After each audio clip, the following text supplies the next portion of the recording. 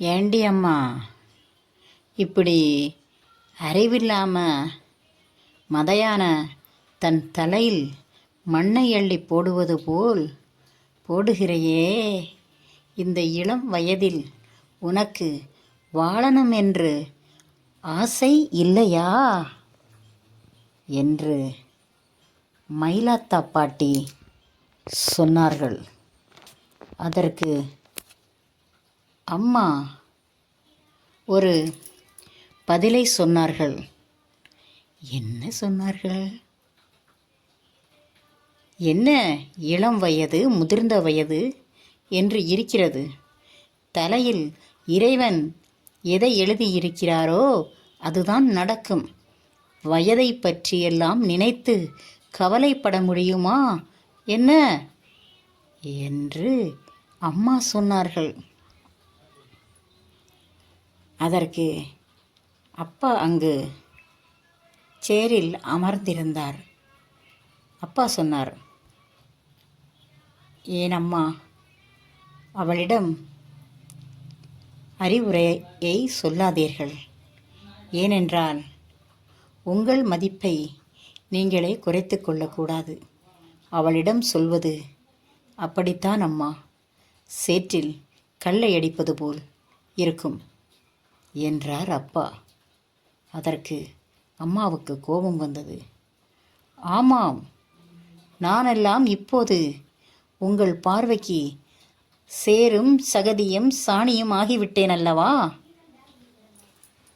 அப்படித்தான் தெரியும்.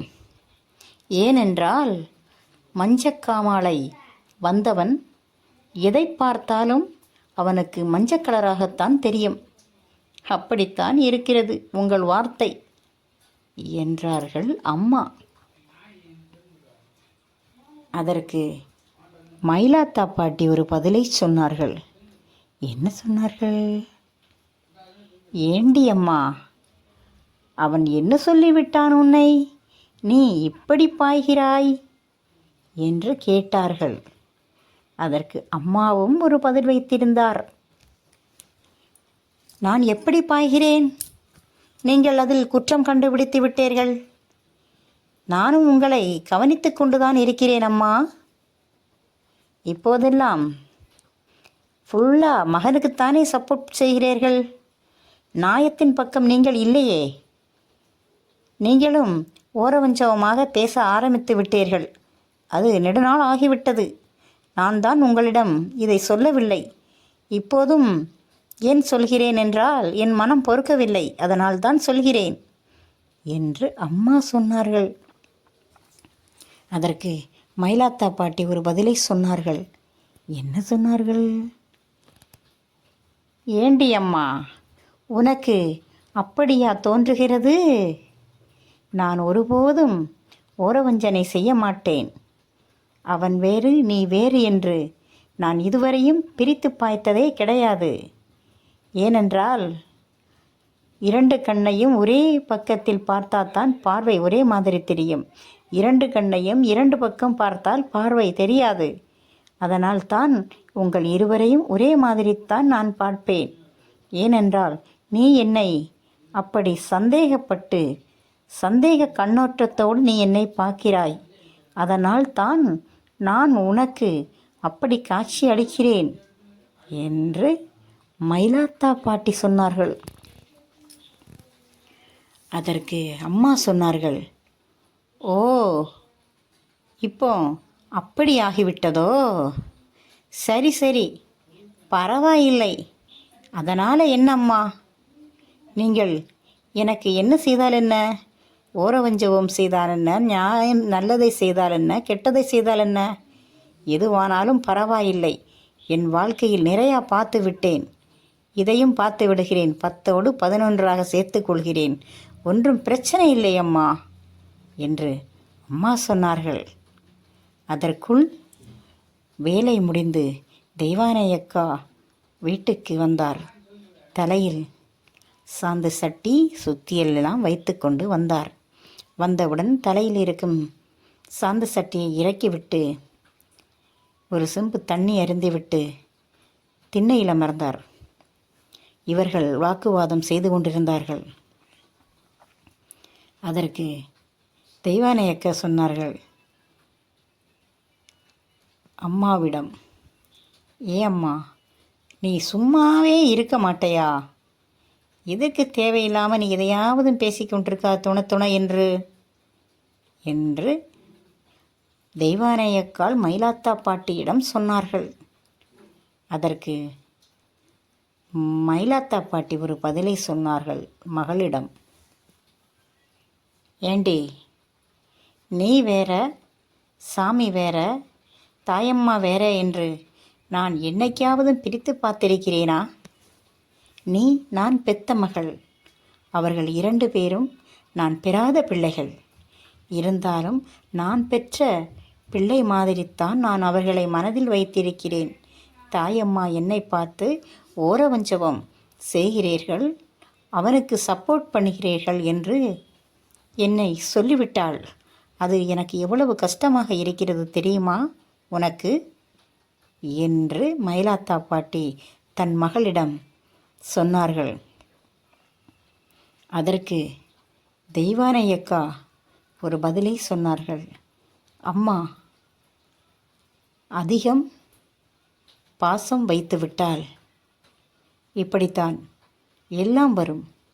அடி, உதை, எரி எல்லாம் வரும். எல்லாவற்றையும் தாங்கிக் கொள்ளத்தான் வேண்டும். நீங்கள் மகன் என்று சொன்னீர்கள் அல்லவா? அப்போ மகன் சைடு இருந்து வருவதையும் நீங்கள் ஏற்றுக்கொள்ளத்தான் வேண்டும் என்று தெய்வானை அக்கா சொன்னார்கள். என்னடி சொல்கிறாய்? அடியும் உதையும் வாங்கும் வயதா இது எனக்கு என்று கேட்டார்கள். இல்லை அம்மா, அடி உதை என்று சொன்னது அடியும் உதையும் கிடையாது. அது எல்லாம் வார்த்தையில்தான் அம்மா வரும் என்று சொன்னார்கள். ஆமாமடி, நான் தவறு செய்து விட்டோனோ என்று எனக்கு தோன்றுகிறது. நான் அதையும் உரிமை எடுத்துக்கொண்டேனோ அவர்கள் குடும்பத்தில் என்று நினைக்கிறேன் என்று மகளிடம் சொன்னார்கள். அதற்கு தெய்வானை அக்கா சொன்னார்கள், பரவாயில்லை அம்மா, ஏன் இப்படி வருந்துகிறீர்கள்? மகனாகத்தானே நினைத்தீர்கள்.